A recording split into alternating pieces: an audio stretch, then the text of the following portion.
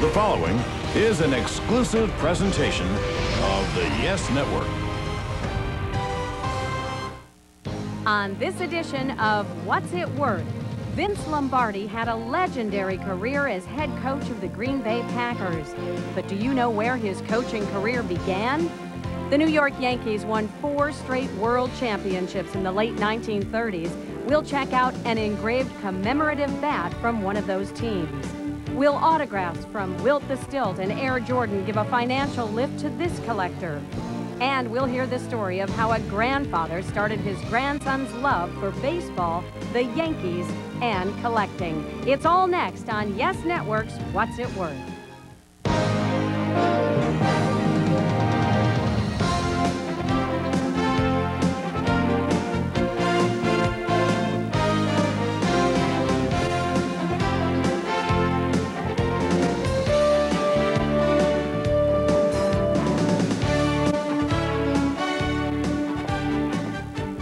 Welcome to What's It Worth, the Yes Network Sports Memorabilia Show. I'm Andrea Joyce. What's It Worth is the show where viewers like you tell us about their sports collectibles. We invite them on our show to hear the stories behind their items, and we in turn let them know how much their collectibles are worth. Joining me to help us put a value on these wonderful sports collectibles is John Brigandy from Brigandy Coin Company, a memorabilia dealer from New York City. Welcome once again. Wonderful to be here again. All right, let's get started. Okay. All right, a lot of us have stories of how our mothers got rid of that box of baseball cards we had in the attic, or how mysteriously some of our memorabilia disappeared during a garage sale. Well, our next guest, Joe Russo from Bellport, New York, is here to tell us how his mother actually acquired a piece of memorabilia for him at someone else's garage sale. Presumably she was not feeling guilty about something she had let go, right? She loved a great sale. No, all right, tell us about, now the first item you're going to talk about is the bat? Right. Well, my mom, God bless her soul, loved garage sales. And me being brought up in the Bronx, became a big Yankee fan. And anytime she seen anything pertaining to the Yankees, she would pick it up for me.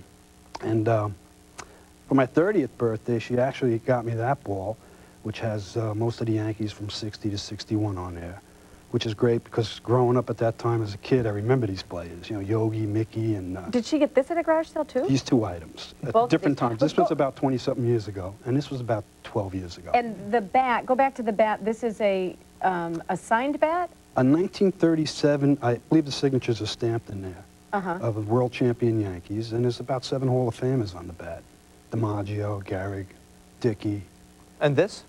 This ball was given to me by a friend of mine, Neil Heaton, who pitched on the 1990 All-Star team. And he came into my shop one day and he threw me the ball. He goes, here, because I know you appreciate it.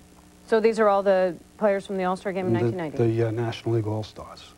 So which one do you think is the most expensive of the 3? Well, I personally like the 61 Yankee ball, because I remember those players growing up, and they all mean a lot to me. I mean, my mom gave me this and that, and Neil being a good friend, that ball means a lot to me, too. And that doesn't mean a lot to you, right? That doesn't... What? This bat. I'm too young. No. Good answer. No. I don't know, because I'm assuming that because the names are stamped, that it's not... Okay, well, this is the sleeper of the group. This was a special souvenir bat. They call them black bats today, but this is the precursor to black bats known as a brown bat, issued in the late 30s. It's like 3 or 4 years of brown bats, given only to players on the team and a few of the baseball executives within the organization. The condition could be better, obviously, but one in pristine condition is worth a lot of money. One in pristine condition from 1937, and they are, by the way, they are facsimile stamped-in signatures made by the bat company at the time, the popular bat company at the time, Hillerich and Bradsby. In the condition that it's in, it's worth between $1,000 and $1,500, believe it or not. And a little furniture polish, though, will bring it back a long way. It would be double that value, at least, in nicer condition. This is a 1960 and not a 1961 ball. But worse than that, it contains... That's your first piece of bad news. This is the first piece. The signature of Mickey Mantle is what they call a clubhouse signature, one done by someone within the clubhouse and not Mickey Mantle himself. How do I know?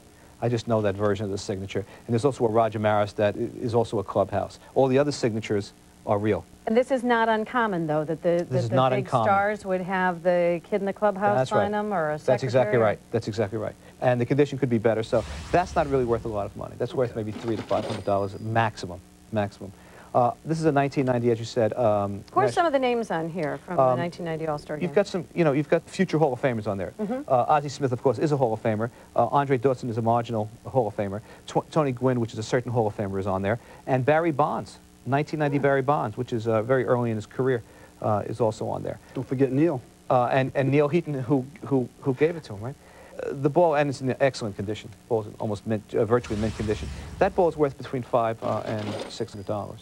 But the sleeper, as I said, the one that you would least expect is the bat. That's the good one. And there's not that many out there. There can't be more than, 15 to 20 extant.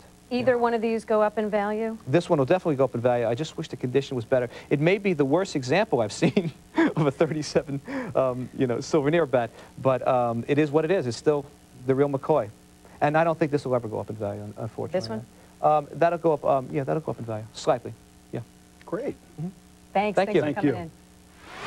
When What's It Worth continues, we'll check out autographs from Air Jordan and Wilt the Stilt, and later find out how this grandfather's job made one grandson very happy. On an all-new What's It Worth? Is this signed baseball the work of the team or an imposter? For years, these fooled us. And why do these vintage uniforms get the expert excited? What you have here is extraordinary. What's It Worth? Saturday at 4:30, only on Yes.